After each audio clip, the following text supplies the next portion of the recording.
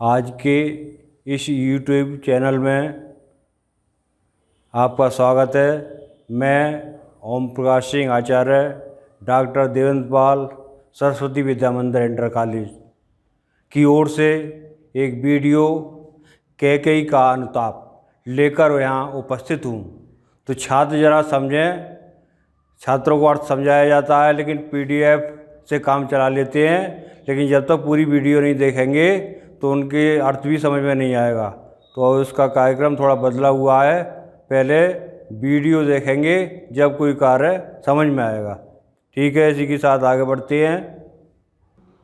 कक्षा 12 में मैथिली शरण गुप्त की कविता है कैकेयी का अनुताप।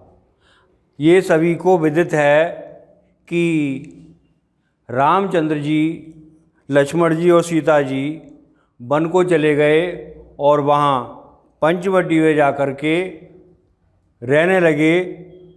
लेकिन उधर भरत जब अभी ननिहाल से वापस आए अयोध्या तो अपने भाइयों को ना पाकर वो माता कैकेयी से पूछने लगे। माता कैकेयी ने सारा वृत्तांत बता दिया। तब भरत अधीर हो गए अपने भाई राम से मिलने के लिए, और वो सेना के साथ राम को मनाने के लिए चित्रकूट की ओर जाते हैं। और क्या कह रहे थे, बड़ा भावुक हो जाते हैं। बोलो रे जमी बोलो आसमान, बोलो रे जमी बोलो आसमान, कौन सी दिशा को गए मेरे भगवान। बोलो रे जमी बोलो आसमान, कौन सी दिशा को गए मेरे भगवान। कोई तो जवाब दो खोलो रे जुबान, कोई तो जवाब दो खोलो रे जुबान, कौन सी दिशा को गए मेरे भगवान। बोलो रे जमी बोलो आसमान, कौन सी दिशा को गए मेरे भगवान। तो इस तरह से वो चलते हुए और वहाँ सेना के साथ, तीनों माताओं के साथ वहाँ पहुँच जाते हैं चित्रकूट। रात्रि का समय है। तदंतर बैठी सभा उटज के आगे, नीले वितांत के तले दीप बहु जागे। रात्रि का प्रथम पहर है, यानी जो अयोध्यावासी हैं और सैनिक हैं, और एक मंच पर तीनों माताएं और राम विराजमान हैं। उनके कुलगुरु वशिष्ठ भी उस पर विराजमान हैं। शेष पृथ्वी पर बैठे हुए हैं। तो एक तरह से सभा बैठ गई नीले वृत्तांत के तले। आकाश का रंग क्या है? नीला। तो आकाश के नीचे तले दीप बहु जागे, यानी असंख्य तारागण रूपी दीप वहाँ जल रहे हैं। टकटकी लगाए नैन सुरों के थेवे, परमाणु सुख उन भयतरों के थेवे। यानी सुर माने देवता, देवता भी आकाश से टकटकी लगाए ये देख रहे हैं कहीं राम भरत के कहने में ना आ जाएं, और इसका परिणाम ये हो कि जिस कार्य को करने के लिए राम ने अवतार लिया है वो कार्य छूट जाए और भरत के मनाने से वो वापस अयोध्या लौट जाएं। तो देवता ऊपर से टकटकी लगाए देख रहे थे और भय था उनके अंदर। परिणाम उत्सुक, इसमें संधि विच्छेद करेंगे। परिणाम प्लस उत्सुक। अब है उत्फुल्ल करौंदी कुंज वायु रह रहकर, करती थी सबको पुलक पूर्ण मैं कर।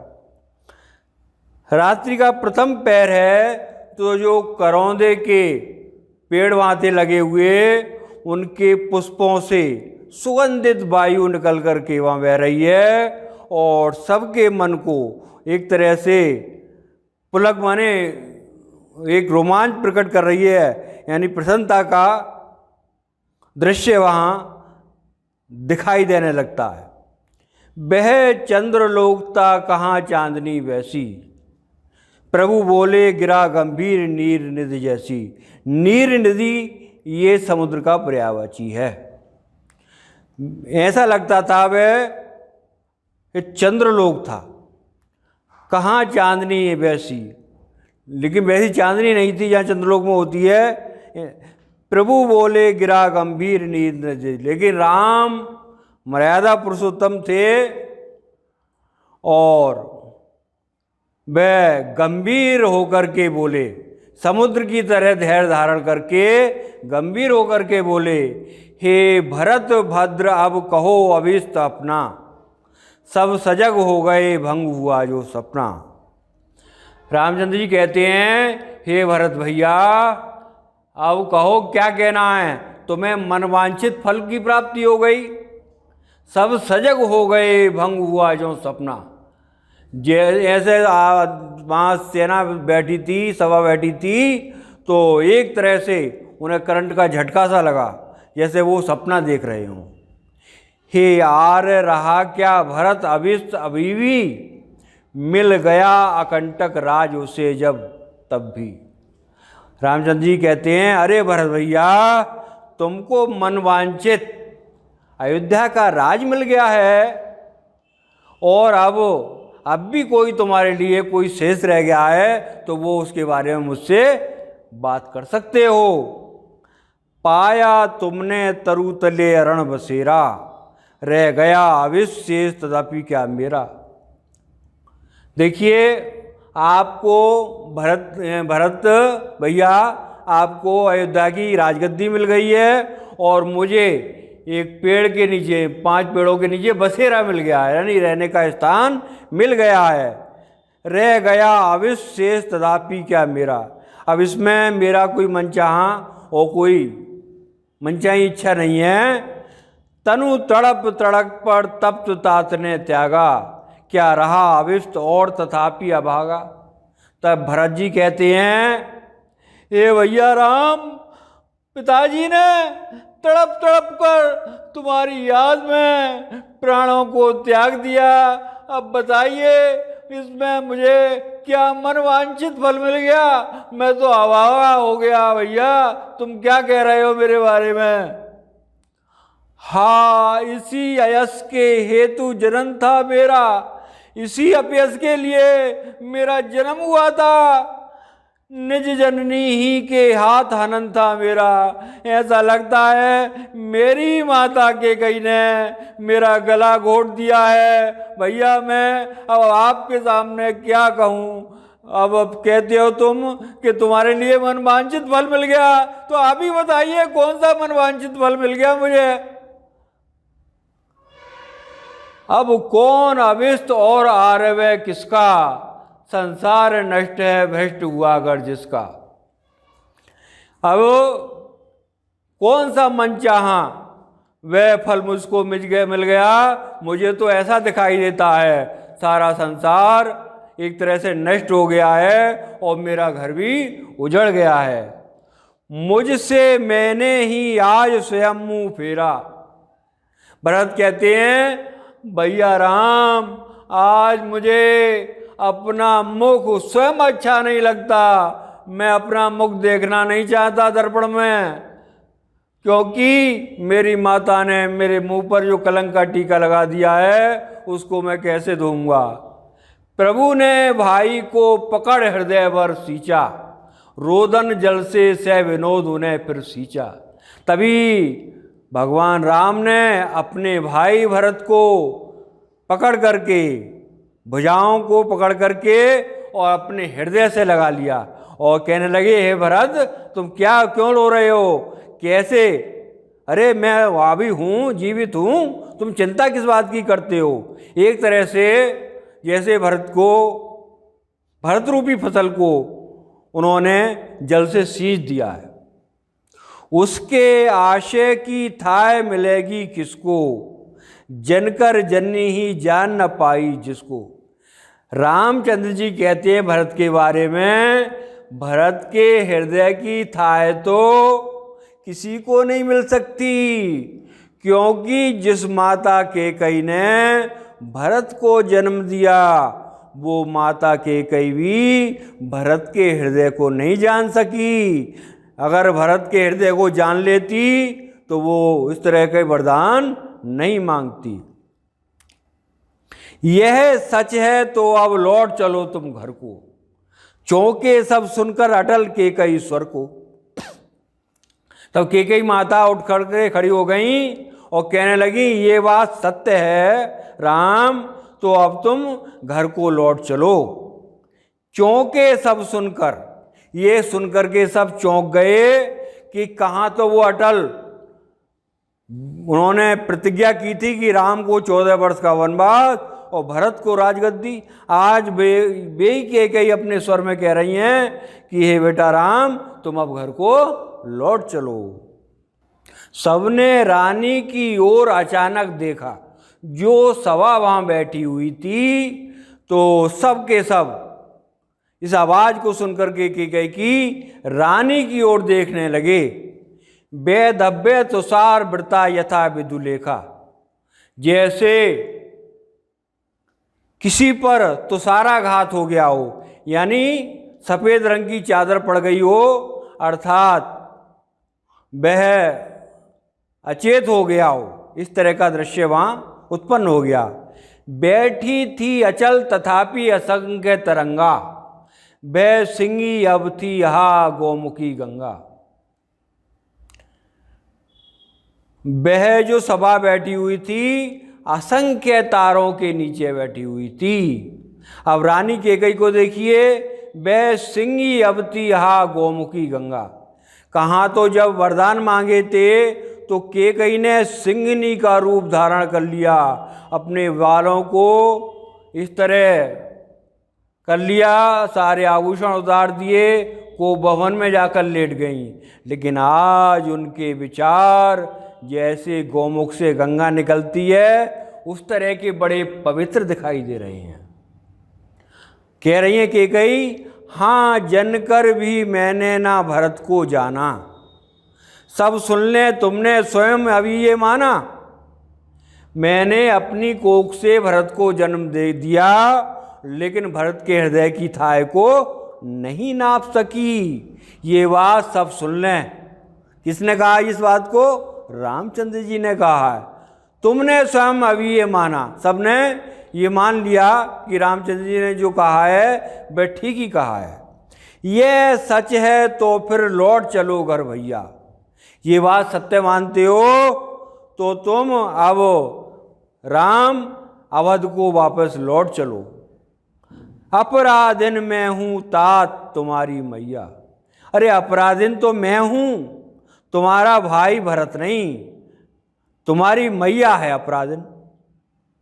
दुर्बलता का ही चिन्ह विशेष शपथ है, पर अबला जन के लिए कौन सा पथ है। जो शरीर से दुबले पतले मान लीजिए, कमजोर मान लीजिए एक तरह से शक्ति में, वे ऐसे व्यक्ति ही झूठी कसम खाते हैं। और हम अबलाओं के लिए कौन सा रास्ता है, केवल यही तो बातों में ही आकर के भटकना होता है। यदि मैं उकसाई गई भरत से हूं, यदि इसमें 14 वर्ष का वनवास राम को मांगने में और भरत को राजगद्दी मांगने में यदि भरत का जरा भी हाथ हो तो I have lost the husband and I have lost the son. जैसे मैंने अपने पति को खो दिया वैसे ही मैं अपने पुत्र को भी खो दूं। कितनी बड़ी बात कह दी केकई ने। जैसे मैंने अपने पति को खो दिया वैसे ही पुत्र को भी खो दूं यदि इसमें जरा भी भरत का हाथ निकले। ठहरो मत रोको मुझे, कहूं सो सुन लो। ठहरो, रुक जाओ, मैं जो कह रही हूं मेरी बात को सुन लो। पाओ यदि उसमें सार उसे सब सुन लो। यदि उसमें सच्चाई लगे तो उस बात को स्वीकार कर लो। करके पहाड़ सा पाप मौन रह जाऊं, राई भर भी अनुताप न करने पाऊं।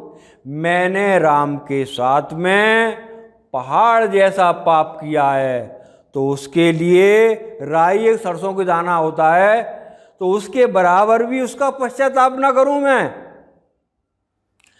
थी से नक्षत्र शशि निशा ओस टपकाती। आकाश से रात्रि ओस टपका रही है, रोती थी नीरव सभा हृदय थपकाती। ऐसे लगता था जैसे वहाँ बैठी सारी सभा रो रही है। उल्कासी रानी दिशा दीप्त करती थी। जैसे उल्का पिंड आकाश से टूट करके जब पृथ्वी की ओर आता है तो एक उजाला सा होता है, तो ऐसा केकई की ओर कहा गया है। सब में भय विस्मय और खेद बढ़ती थी। सब व्यक्तियों के अंदर भय विस्मय और खेद प्रकट करती थी। क्या कर सकती थी मरी मंत्रा दासी, मेरा ही मन रह सका ना निज विश्वासी। वह मंत्रा दासी मेरा कुछ नहीं कर सकती थी। क्यों? मंत्रा दासी का भी दोष नहीं है इसमें, क्योंकि मेरा मन एकाग्रचित नहीं रह सका, मैं अपने पर दृढ़ विश्वास नहीं कर सकी। इसी के कारण मैंने ये 2 वरदान मांगे थे। जल पंजरगत अब अरे अधीर अभागे, बेज्वलित भाव थे स्वयं मुझी में जागे। यानी एक नरकंकाल रूपी जो पुतला होता है उस तरह का दृश्य मेरा हो गया, और वे अग्नि की तरह ज्वलनशील भाव स्वयं मेरे हृदय में जाग गए थे। पर था केवल क्या ज्वलित भाव ही मन में, क्या शेष बचा था कुछ ना और इस जन्म में। उस ज्वलित भाव जो मन में पैदा हुए उन्होंने मेरा ही नुकसान किया। अब कोई उस बारे में कुछ शेष नहीं बचा है जो मैं इन मनुष्यों को बताऊं। कुछ मूल्य नहीं वात्सल्य मात्र क्या तेरा, पर आज अन्य सा हुआ वस्तु भी मेरा। देखिए, अब माता का अपने पुत्र पर बड़ा अधिकार होता है, क्योंकि वह वात्सल्य रस की खान होती है और एक माँ अपने बच्चे का सबसे बड़ा गुरु भी होती है। लेकिन जिसको मैंने पाला पोसा बड़ा किया, प्रेम किया जिसके साथ में, भरत के साथ में, आज वह भरत ही मेरा ना हुआ। अर्थात मैंने ऐसा घिनौना कार्य कर दिया जो भरत भी मुझसे दूर हो गया। थूके मुझ पर तय लोक भले ही थूके, तय लोगों ने तीनों लोग थूके मुझ पर, तीनों लोग थूके, कोई चिंता की बात नहीं है। जो कोई जो कह सके कहे क्यों चूके। मेरे बारे में किसी को कोई सत्य कह रहा है तो उस सत्य कहने में कोई बुराई नहीं है। छीने ना मात्र पद किंतु भरत का मुझसे, लेकिन मुझसे जो भरत है वो माता जैसा प्रेम है, वह मुझसे छीनो मत। रे राम दुहाई करूं और क्या तुझसे। हे राम, मैं तेरे आगे दुहाई देती हूँ, प्रार्थना करती हूँ कि मेरे पुत्र को मुझसे मत छीनो। कहते आते थे यही अभी नर देही, माता ना को माता पुत्र को पुत्र भले ही। कहते आते थे यही विषय नरदेही।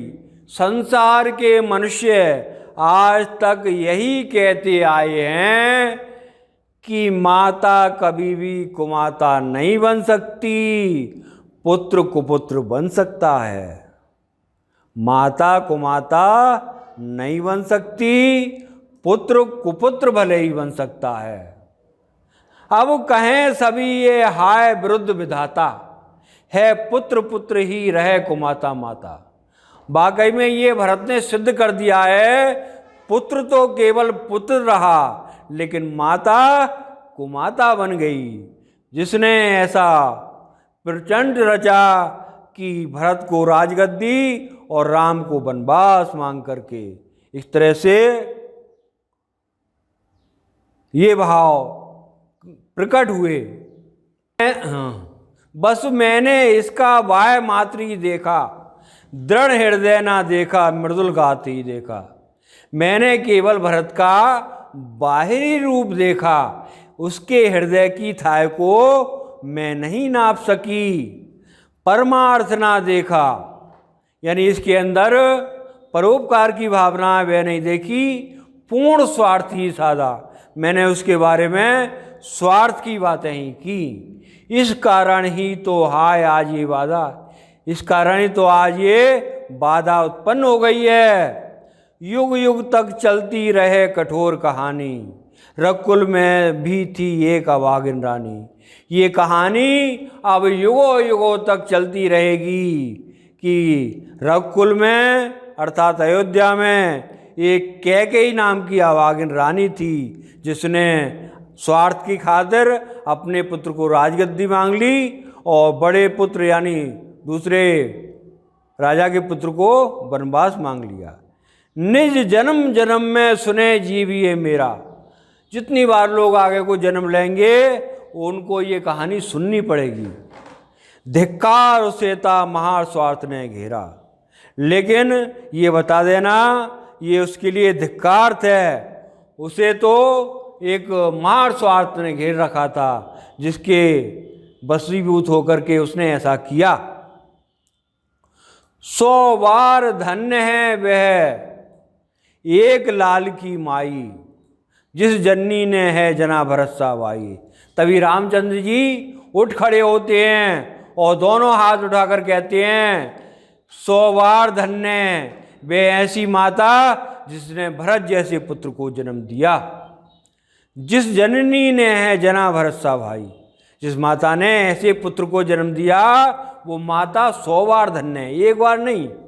पागल सी प्रभु के साथ सभा चिल्लाई, इस बात का समर्थन करने के लिए सारी सभा ने भी दोनों हाथ उठा दिए और कहा 100 बार धन्य वह एक लाल की माई। वह 100 बार धन्य एक लाल यानी एक पुत्र भरत की माता कैकेयी। हा लाल उसे भी आज गमाया मैंने, विकराल को यसी यहाँ कमाया मैंने। तब कैकेयी कहती हैं हे लाल हे मेरे पुत्र राम, उसे भी आज मैंने गमा दिया, विकराल को यसी आज यहाँ कमाया मैंने, और भयंकर अपयसी यहाँ प्राप्त किया है।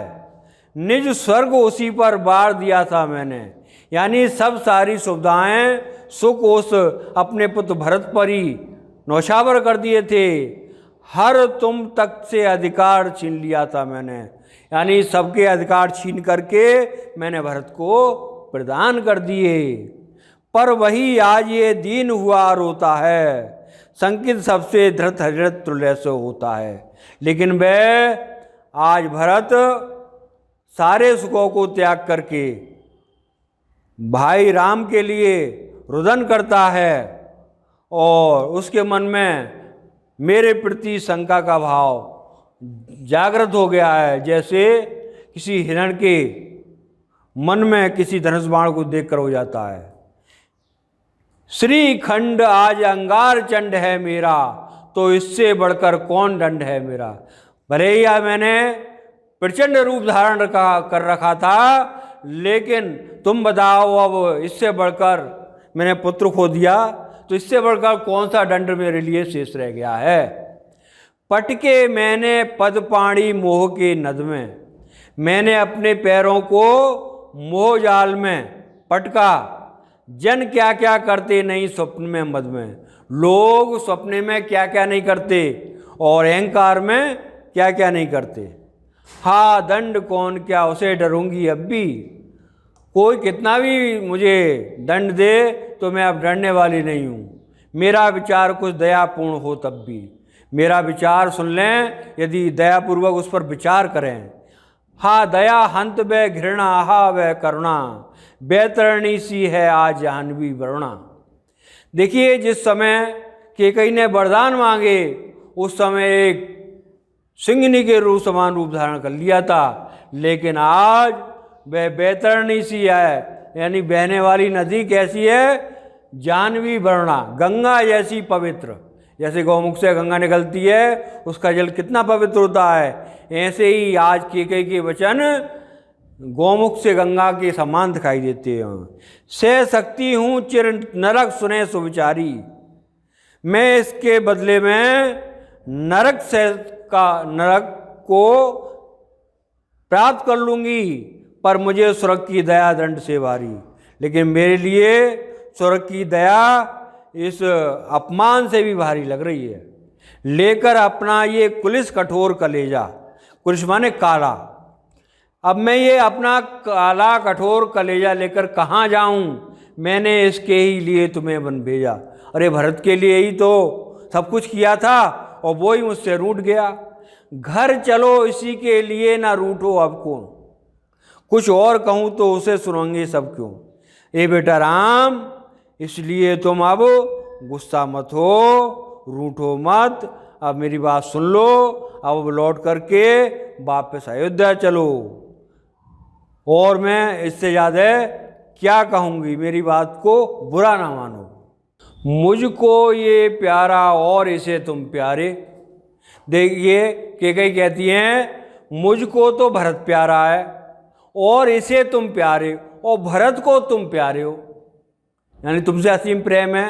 मेरे दुगने प्रिय, तो इस कारण मेरे दुगने प्रिय हो गए हो राम। रहो ना मुझसे न्यारे, अब मुझसे दूर मत हो, न्यारे होकर मत रहो। मैं इसे ना जानूं किंतु जानते हो तुम, मैं इसके बारे में नहीं जान सकी लेकिन तुम तो जानते हो भरत के बारे में। अपने से पहले इसे मानते हो तुम, और अपने से ज़्यादा प्रेम इस भरत को करते हो। तुम भ्राताओं का प्रेम परस्पर जैसा, यदि वह सब पर यों प्रकट हुआ है वैसा। तुम आप सब भाइयों का प्रेम आपस में बड़ा घनिष्ठ प्रेम है, और वैसा ही यहाँ पर प्रकट भी हुआ है, ये सबने साक्षात होकर के देखा भी है। तो पाप दोष भी पुण्य दोष है मेरा, तो जो मैंने पाप किए हैं वो एक तरह से पुण्य में भी बदल सकते हैं। जैसे कीचड़ में कमल खिलता है, वैसे ही मुझ कीचड़ रूपी कैकेयी में भरत रूपी कमल खिल उठा है। आगत ज्ञानी जन उच्च भाल ले लेकर, समझा मैं तुमको अतुल युक्तियाँ देकर। जो आए हैं ज्ञानी जन अपने ऊंचे मस्तकों को लेकर तुमको समझा रहे हैं विभिन्न प्रकार की युक्तियाँ दे देकर। मेरे तो एक अधीर हृदय है बेटा, उसने फिर तुमको आज भुजावर बैठा।